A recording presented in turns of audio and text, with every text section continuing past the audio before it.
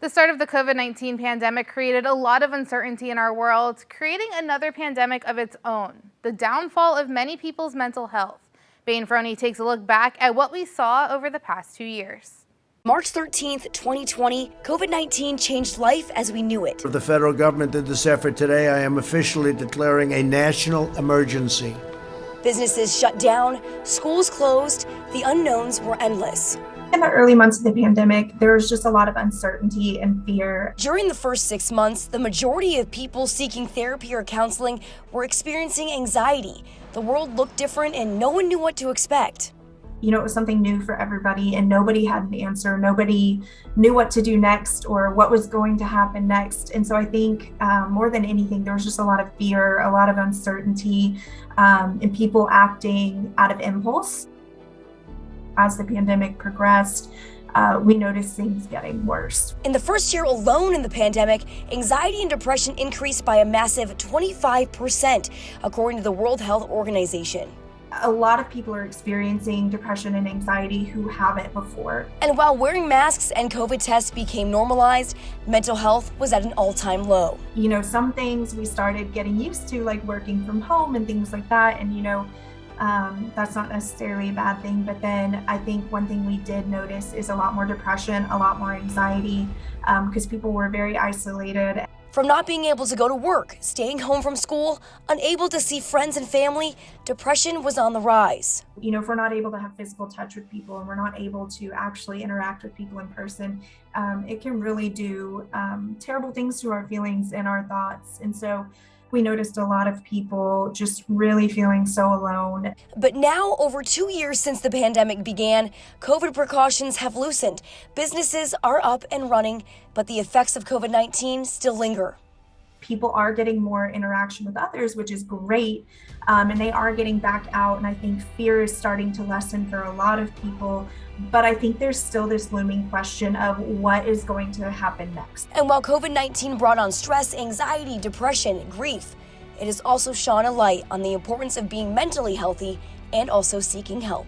So I do think people are starting to ask for help more because things are getting back to being more in person, and they're having more chances to connect with people, whether it be a trained mental health professional or just a friend, a family member, a coworker. According to the CDC, more than 10% of adults have regular feelings of worry or anxiety, and 1 in 20 still have symptoms of depression.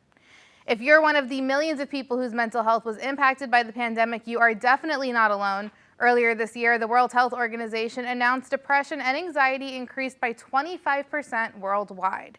Many Texas counselors say they've also seen an increase in people needing services here locally.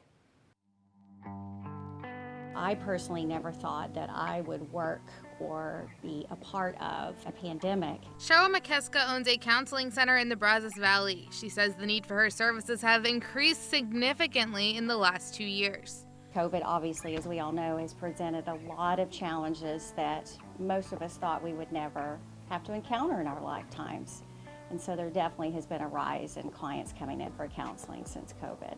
Jessica Stubblefield was one of those new clients. My kids were bickering all the time because everybody was feeling trapped and couldn't go anywhere, couldn't do anything. So yes, definitely COVID had a lot to do with pushing us to start counseling. Stubblefield and her children all started counseling when the pandemic began. She says the changes that came with lockdowns and school at home felt overwhelming to her family. Being cut off from their friends, having everything in their life completely just thrown upside down. Not just them, but me too.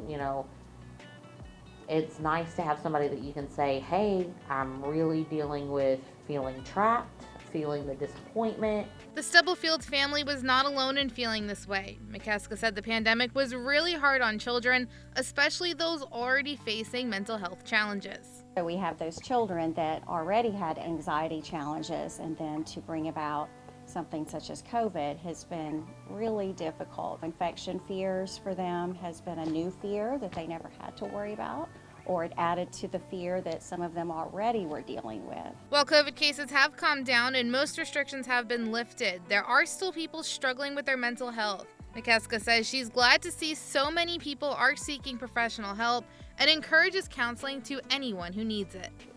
The fact that people are talking about it is what I would recommend. People who are willing to admit their vulnerabilities, admit their struggles, be willing to look for those services that are available, the support groups, the counseling services,